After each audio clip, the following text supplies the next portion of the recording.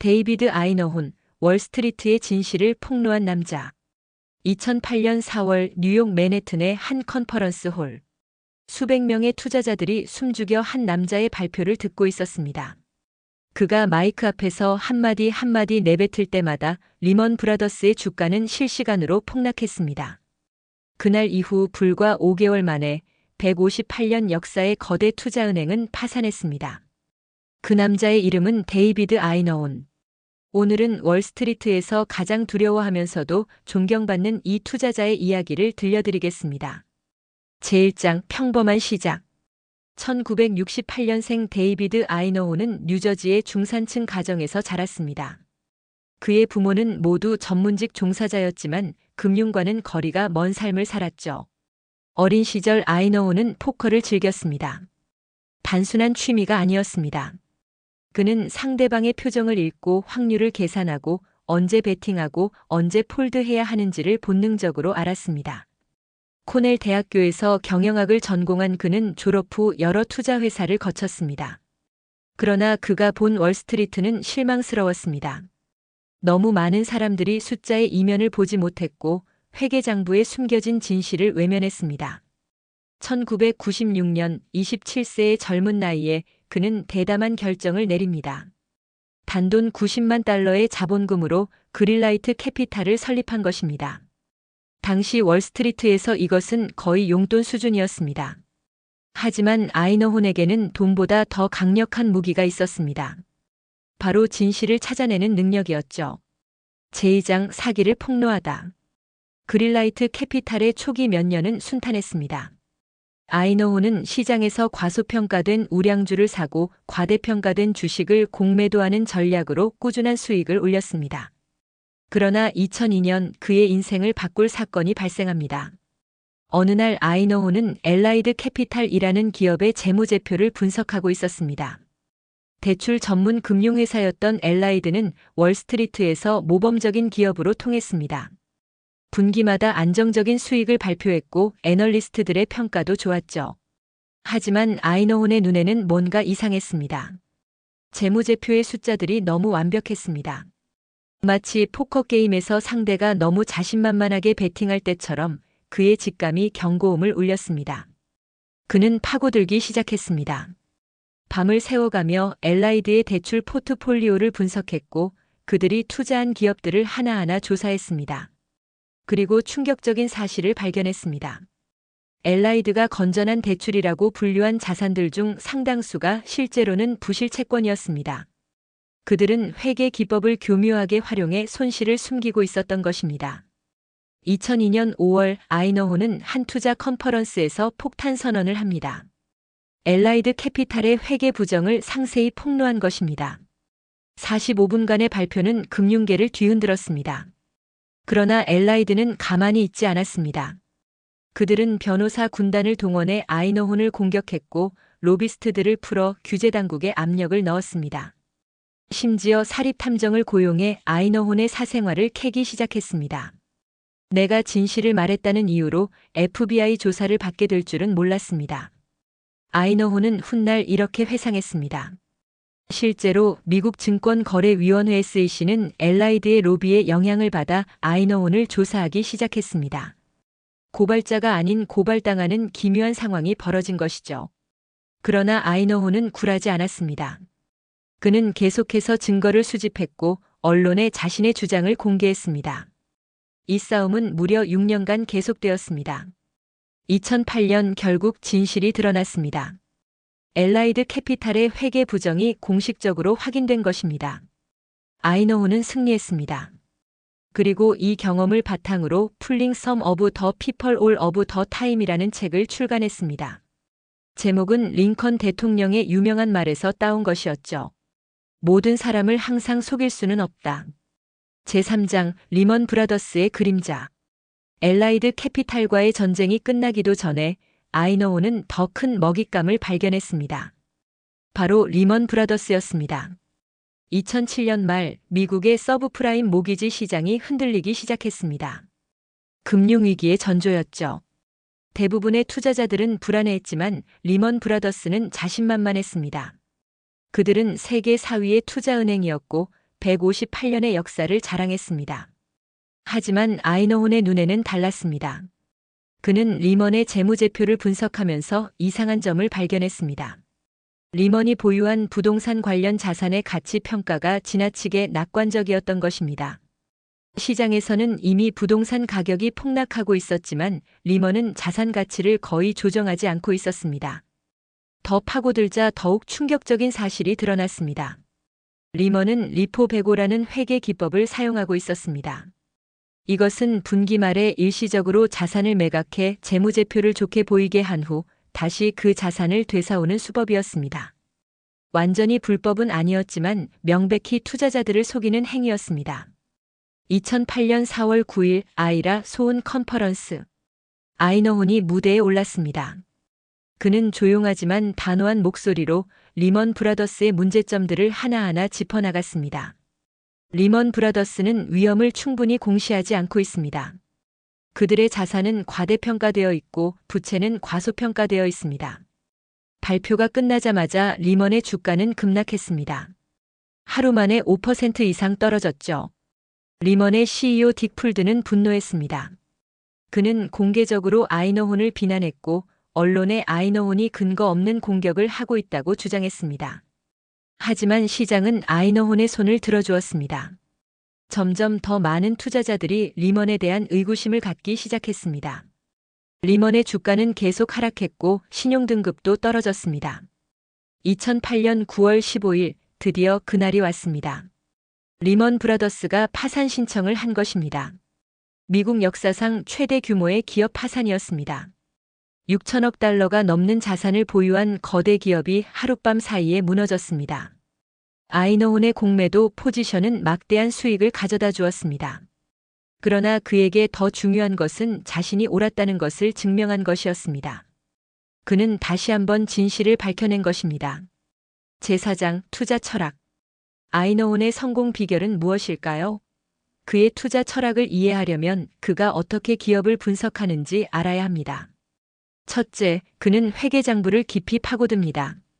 대부분의 투자자들은 분기 실적 요약본만 봅니다. 하지만 아이너혼은 수백 페이지에 달하는 주석까지 꼼꼼히 읽습니다. 진실은 종종 이런 지루하고 복잡한 부분에 숨어 있기 때문입니다. 둘째, 그는 경영진의 진실성을 중요하게 봅니다. 좋은 기업과 좋은 투자는 다릅니다라고 그는 말합니다.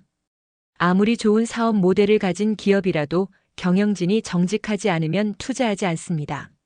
셋째, 그는 군중과 반대로 갑니다. 월스트리트에서 모두가 어떤 주식을 칭찬할 때 그는 오히려 의심합니다. 반대로 모두가 비관할 때 그는 기회를 찾습니다. 시장은 종종 틀립니다. 그리고 그 틀림이 지속될 때 돈을 벌 수 있습니다. 넷째, 그는 인내심을 가집니다. 엘라이드 캐피탈과의 싸움은 6년이 걸렸습니다. 많은 투자자들이 중간에 포기했겠지만 아이너혼은 끝까지 자신의 신념을 지켰습니다. 그의 포트폴리오 구성도 독특합니다. 그는 롱숏 전략을 사용합니다. 즉 저평가된 주식을 매수하는 동시에 고평가된 주식을 공매도합니다. 이렇게 하면 시장이 오르든 내리든 수익을 낼 수 있습니다. 물론 쉬운 일은 아닙니다. 어떤 주식이 저평가되고 어떤 주식이 고평가되었는지를 정확히 판단해야 하니까요. 제5장 논란의 중심에 서다. 아이너혼의 성공은 그를 유명하게 만들었지만 동시에 많은 적들도 만들어냈습니다. 2012년 그는 애플에 투자하면서 특이한 제안을 했습니다. 애플이 우선주를 발행해 주주들에게 더 많은 가치를 돌려주어야 한다는 것이었습니다. 애플은 당시 어마어마한 현금을 보유하고 있었지만 그것을 효율적으로 사용하지 않고 있었습니다. 아이너혼은 공개 서한을 통해 애플의 경영진을 압박했고 심지어 소송까지 제기했습니다. 일부 투자자들은 그의 용기에 박수를 보냈지만 다른 이들은 그가 지나치게 공격적이라고 비판했습니다. 당신이 회사를 경영하는 것도 아닌데 왜 이렇게 간섭하느냐는 것이었죠. 그린 마운틴 커피 로스터스에 대한 공매도도 논란을 일으켰습니다. 2011년 아이너혼은 이 회사의 회계에 문제가 있다고 주장했습니다. 그는 컨퍼런스에서 그들의 수익성은 지속 불가능하다고 말했습니다. 그린 마운틴의 주가는 급락했고 많은 개인 투자자들이 손해를 입었습니다. 일부는 아이너혼을 비난했습니다. 당신의 말 한마디가 수많은 사람들의 재산을 날려버렸다고요. 하지만 아이너혼은 자신의 역할을 시장의 감시자로 봤습니다. 나는 거짓을 드러낼 뿐입니다. 만약 그것이 주가에 영향을 준다면 그것은 시장이 진실에 반응하는 것일 뿐입니다. 제6장 포커 테이블의 교훈. 아이너혼은 여전히 포커를 즐깁니다. 실제로 그는 세계 포커 시리즈 같은 대회에도 참가합니다. 많은 사람들이 이를 단순한 취미로 보지만 아이너혼에게 포커는 투자의 축소판입니다. 포커 테이블에서 그는 확률을 계산합니다. 자신의 카드가 승리할 가능성이 얼마나 되는지, 상대방이 어떤 카드를 들고 있을 가능성이 높은지를 끊임없이 분석합니다. 투자도 마찬가지입니다. 어떤 주식이 오를 확률, 내릴 확률을 계산하고 그에 따라 베팅 크기를 조절합니다. 포커에서는 상대방의 심리를 읽어야 합니다. 그들이 블러핑하는지 진짜 좋은 패를 가지고 있는지를 표정과 행동에서 찾아냅니다. 투자에서는 기업의 경영진이 진실을 말하는지 숫자를 조작하는지를 재무제표와 발언에서 찾아냅니다. 포커에서는 감정 조절이 중요합니다. 큰 돈을 잃었다고 해서 다음 판에 무모하게 올인하면 안 됩니다. 투자도 마찬가지입니다. 한 종목에서 손실을 봤다고 해서 감정적으로 반응하면 더 큰 손실을 입을 수 있습니다. 2006년 아이너혼은 세계 포커 시리즈 메인 이벤트에 참가해 18위에 올랐습니다. 6,000명이 넘는 참가자 중에서 말이죠. 그는 이렇게 말했습니다. 포커는 나에게 불확실성 속에서 결정을 내리는 훈련을 시켜줍니다. 주식시장도 결국 같은 게임입니다. 제7장 어려운 시기. 모든 투자자에게는 어려운 시기가 있습니다. 아이너혼도 예외는 아니었습니다. 2015년부터 그린라이트 캐피탈의 성적이 부진해지기 시작했습니다. 시장은 변하고 있었습니다. 아마존, 넷플릭스, 테슬라 같은 기술주들이 엄청난 상승세를 보였는데 이들은 전통적인 가치투자 기준으로는 설명하기 어려운 주식들이었습니다. 아이너혼은 이런 주식들에 회의적이었습니다. 그들은 수익을 내지 못하면서도 천문학적인 가치로 평가받고 있습니다. 이것은 지속 가능하지 않습니다라고 그는 말했습니다. 그래서 그는 이런 주식들을 공매도했습니다. 아마존을 공매도하고 넷플릭스를 공매도했습니다. 하지만 이 주식들은 계속 올랐습니다. 그리고 올랐습니다. 그리고 더 올랐습니다. 2018년 그린라이트 캐피탈은 34%의 손실을 기록했습니다. 펀드 설립 이래 최악의 해였습니다. 투자자들이 돈을 빼기 시작했고 언론은 아이너혼의 시대가 끝났다고 썼습니다. 비판자들은 그가 변화하는 시장에 적응하지 못했다고 지적했습니다. 세상이 변했습니다. 더 이상 재무제표만 보고 투자할 수 없습니다. 기술의 혁신성, 네트워크 효과, 플랫폼의 가치 같은 것들을 이해해야 합니다. 아이너혼은 이렇게 반박했습니다. 나는 내가 이해할 수 있는 것에 투자합니다. 만약 어떤 비즈니스 모델을 이해할 수 없다면 그것은 내가 투자해서는 안 되는 것입니다. 나는 내 원칙을 바꾸지 않을 것입니다. 이것은 용기 있는 입장이었습니다. 하지만 대가가 따랐습니다. 몇 년 더 부진한 성적이 이어졌고 그린라이트의 운용 자산은 정점 대비 반 이상 줄어들었습니다. 제8장 신념을 지키다. 그러나 아이너혼은 포기하지 않았습니다. 그는 자신의 투자 철학이 여전히 유효하다고 믿었습니다. 시장은 사이클을 반복합니다. 지금은 성장주의 시대이지만 언젠가는 가치주의 시대가 다시 올 것입니다. 역사가 그것을 증명합니다. 그리고 실제로 2022년 변화의 조짐이 보이기 시작했습니다.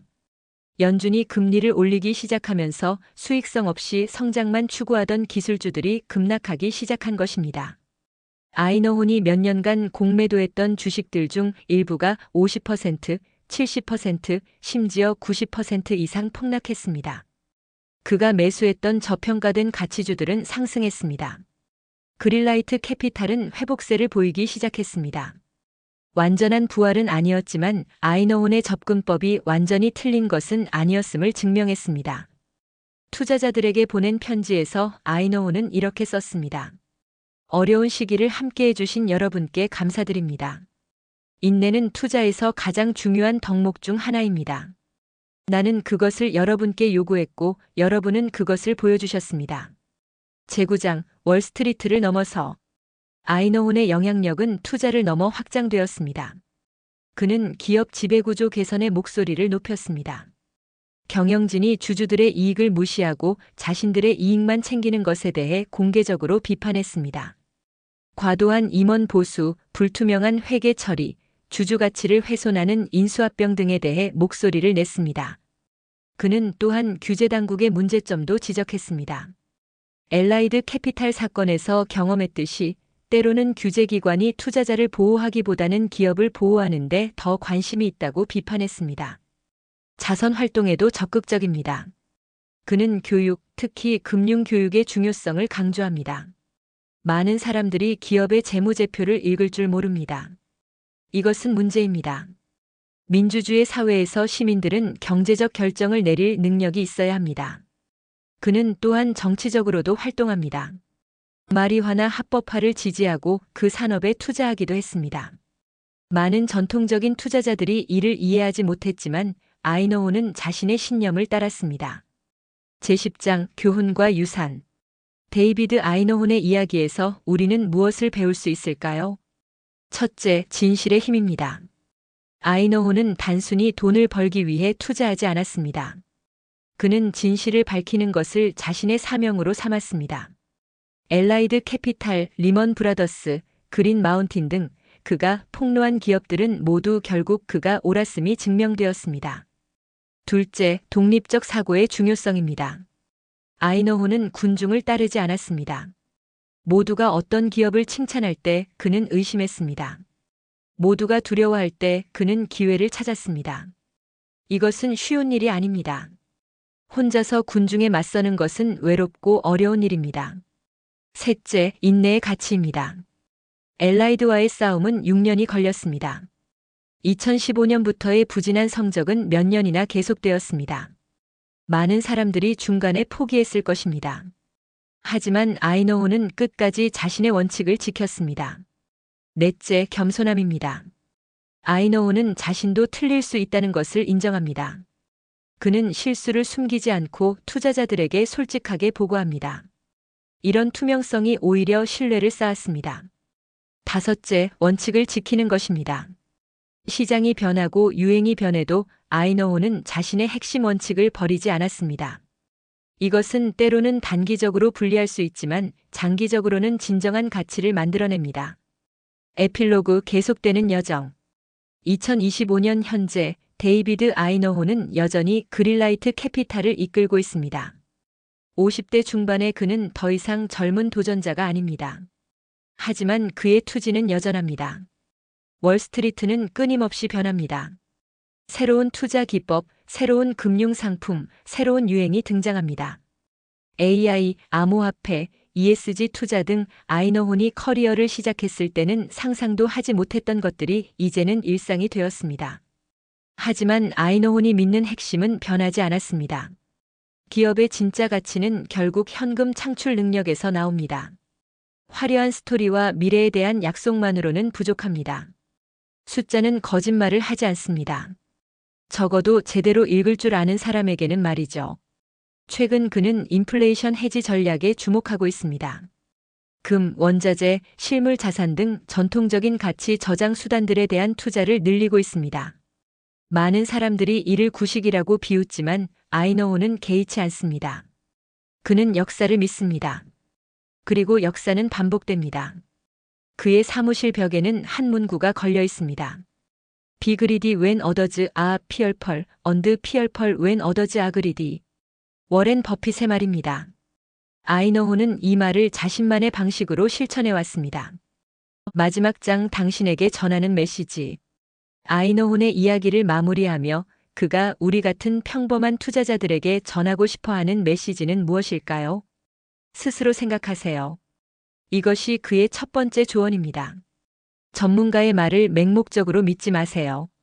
애널리스트의 보고서, 언론의 기사, 심지어 유명 투자자의 의견도 의심하세요. 물론 그것들을 참고할 수는 있습니다. 하지만 최종 결정은 당신 자신의 분석과 판단에 기초해야 합니다. 숫자를 읽는 법을 배우세요. 재무제표는 어렵게 느껴질 수 있습니다. 하지만 그것은 기업이 당신에게 말하는 언어입니다. 그 언어를 이해하지 못하면 당신은 장님이 코끼리 다리를 만지는 것과 같습니다. 손익계산서, 대차대조표, 현금 흐름표. 이 세 가지만 제대로 읽을 줄 알아도 당신은 대부분의 투자자들보다 앞서 나갈 수 있습니다. 인내하세요. 좋은 투자는 시간이 걸립니다. 단기간에 부자가 되려는 욕심은 대부분 실패로 끝납니다. 아이너운의 가장 성공적인 투자들은 몇 년씩 걸렸습니다. 때로는 처음에는 손실을 보기도 했습니다. 하지만 그는 자신의 분석을 믿고 기다렸습니다. 실수를 인정하세요. 아무리 뛰어난 투자자도 틀릴 수 있습니다. 중요한 것은 실수를 빨리 인정하고 거기서 배우는 것입니다. 자존심 때문에 잘못된 투자를 계속 붙잡고 있으면 작은 손실이 큰 재앙이 됩니다. 원칙을 가지세요. 시장은 당신을 유혹할 것입니다. 빨리 돈을 벌 수 있는 것처럼 보이는 기회들이 끊임없이 나타날 것입니다. 하지만 당신의 투자 원칙에 맞지 않는다면 그것을 포기하세요. 포모 심리는 투자자의 가장 큰 적입니다. 용기를 가지세요. 군중과 다른 길을 가는 것은 외롭습니다. 사람들은 당신을 이해하지 못할 것이고 때로는 비웃을 것입니다. 하지만 진정한 가치는 종종 아무도 보지 않는 곳에 숨어 있습니다. 용기를 내어 그곳을 찾아가세요. 진실을 향한 끝없는 여정. 2008년 그날로 돌아가 봅시다. 아이너훈이 리먼 브라더스의 문제를 폭로한 그 컨퍼런스. 청중 속에는 믿는 사람도 있었고 의심하는 사람도 있었습니다. 하지만 5개월 후 모두가 알게 되었습니다. 그가 옳았다는 것을. 이것이 데이비드 아이너훈의 힘입니다. 그는 시장이 보지 못하는 것을 봅니다. 다른 사람들이 들으려 하지 않는 진실을 말합니다. 그리고 그 진실이 결국 드러날 때까지 기다립니다. 월스트리트에는 수많은 투자자들이 있습니다. 더 많은 돈을 운용하는 사람들도 있고 더 높은 수익률을 기록한 사람들도 있습니다. 하지만 아이너훈처럼 시장의 거짓을 드러내고 진실을 위해 싸운 사람은 많지 않습니다. 그는 단순한 투자자가 아닙니다. 그는 시장의 감시자입니다. 기업들이 투자자를 속이지 못하게 하는 파수꾼입니다. 때로는 불편한 진실을 말하는 예언자입니다. 물론 그도 완벽하지 않습니다. 틀린 적도 많았고 어려운 시기도 겪었습니다. 하지만 그는 계속 나아갑니다. 자신이 믿는 원칙을 지키며 진실을 찾아 나섭니다. 오늘 밤 어딘가에서 아이너훈은 기업의 재무제표를 분석하고 있을 것입니다. 수백 페이지의 문서를 읽으며 다른 사람들이 놓친 한 줄의 주석을 찾고 있을 것입니다. 그리고 그 한 줄에서 다음 진실을 발견할 것입니다. 이것이 데이비드 아이너훈입니다. 월스트리트의 진실을 폭로한 남자. 포커 테이블에서 배운 교훈을 투자로 승화시킨 남자. 모두가 칭찬할 때 의심하고 모두가 두려워할 때 용기를 낸 남자. 그리고 무엇보다 진실은 결국 승리한다는 것을 증명한 남자입니다.